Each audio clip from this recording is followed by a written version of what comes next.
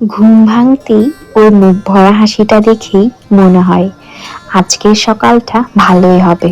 ঘুম জড়ানো চোখ, এলোমেলো চুল, কিন্তু হাসিটা একদম খাঁটি। ওর বাবা কাজে বেরোচ্ছিল, যাওয়ার আগে একটু আদর, একটু জড়িয়ে ধরা, এই অল্প সময়টুকুতে কত কথা বলা হয়ে যায়। তারপর গেট পর্যন্ত গিয়ে পাপাকে টাটা বলা। বাবা চলে যেতেই ওর মনটা একটু খারাপ হয়ে গেল। আমি বুঝতে পারি, কারণ এই মন খারাপটা আমারও চেনা। তাই ওকে কোলে নিয়ে একটু হাসালাম, একটু গল্প করলাম। দেখলাম ধীরে ধীরে ওর মুখে আবার হাসি ফিরেছে। এরপরে দিদার সাথে গল্পে মেতে গেল। আমি পাশে বসিয়েছিলাম।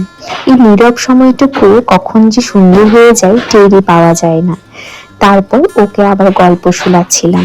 ও আমার গল্প শুনতে খুব ভালোবাসে। তারপর ওকে নিয়ে গেলাম ওর চুলটা বেঁধে দিতে।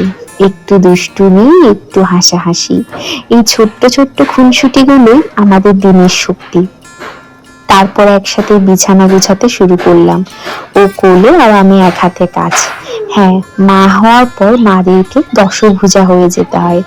এক হাতে বাচ্চাকে নিয়ে এক হাতে কাজটাও সামলে নিতে হয়। অনেকেই ভাবে জানো তো, বাচ্চাকে নিয়ে নাকি কাজ করা যায় না, কিন্তু একজন মা জানে কাজ থেমে থাকে না, শুধু গতিটা হয়তো একটু বদলে যায়।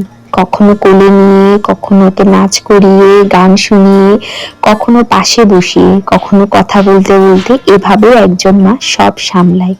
একজন মাকে যে যোদ্ধা হতে হয় সেটা মা হওয়ার পর বুঝেছি। বিছানা গোছানো, ধোয়া কাপড়গুলো ঠিক করে রাখা, ঘরটা একটু ঝাড়ু দেওয়া, সবই হয় শুধু একটু বেশি ভালোবাসা নিয়ে। ওকে কোলে নিয়ে সব কাজ করি, কারণ এই ছোট্ট মানুষটার নিরাপত্তাই এখন আমার সবচেয়ে বড় দায়িত্ব। ওকে এখন এক মুহূর্ত কোল ছাড়া করি না, জানো তো, কারণ আমি জানি আর কদিন বাদে ও আর কোলে উঠতে চাইবে না। তখন হাজার নিতে চাইলেও হয়তো ওকে আর কোলে নিতে পারবো না। এই সময়গুলো খুব তাড়াতাড়ি চলে যায়। তারপর ওর মেইন কাজ বউকে গুড মর্নিং বলা। তারপর ওর সাথে আবার একটু খেলনা নিয়ে খেলতে বসে গেলাম। এই খেলাটুকুতে ক্লান্তি কোথায় যে হারিয়ে যায় বুঝি না। কত গল্প করি মা মেয়ে, কত কথা বলি। ও আমার গল্প শুনতে খুব ভালোবাসে। তারপর ওর যেই কাজ, খেলনাগুলো ফেলে দেওয়া। খেলা শেষ হয়ে যাওয়ার পর ওর খেলনাগুলো ফেলে দিতেই হবে, এটা হচ্ছে ওর প্রধান কাজ। আমি দিনের শেষে আবার এক কাপ দুধ চা নিয়ে বসতাম আর মেয়েকে খাওয়ালাম রুটি। এই মুহূর্তগুলো আমার কাছে অনেক দামি।